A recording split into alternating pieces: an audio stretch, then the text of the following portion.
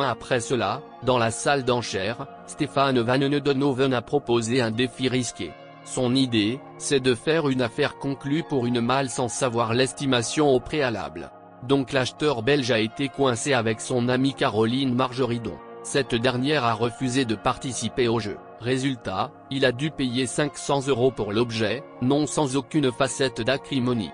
Il a déclaré « Je pensais que ça allait être un peu moins cher ».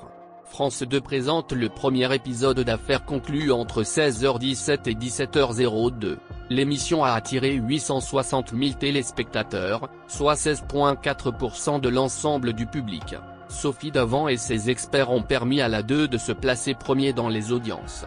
Par rapport au mercredi 4 mai, c'est une réussite avec 0,2 points. Par la suite, le deuxième épisode d'Affaires conclues a été proposé entre 17h08 et 17h52 par France 2. Le magazine de Brocante a attiré 1,19 million de téléspectateurs, ce qui vaut 17,9% de l'ensemble du public.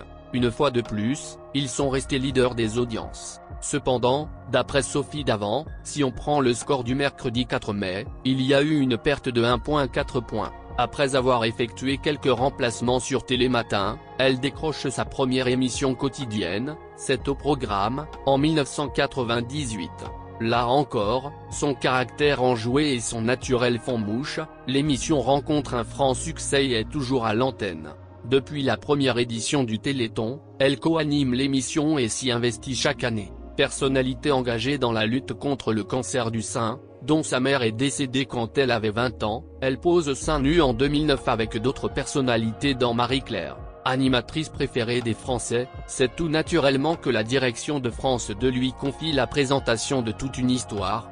Quand Jean-Luc Delarue est écarté de l'antenne à cause de ses problèmes de drogue, à la suite du décès de l'animateur-producteur, elle reprend définitivement les rênes de cette émission de témoignage. Sophie Davant épouse en 1991 le journaliste Pierre Sled, ensemble ils ont 2 enfants, Nicolas et Valentine.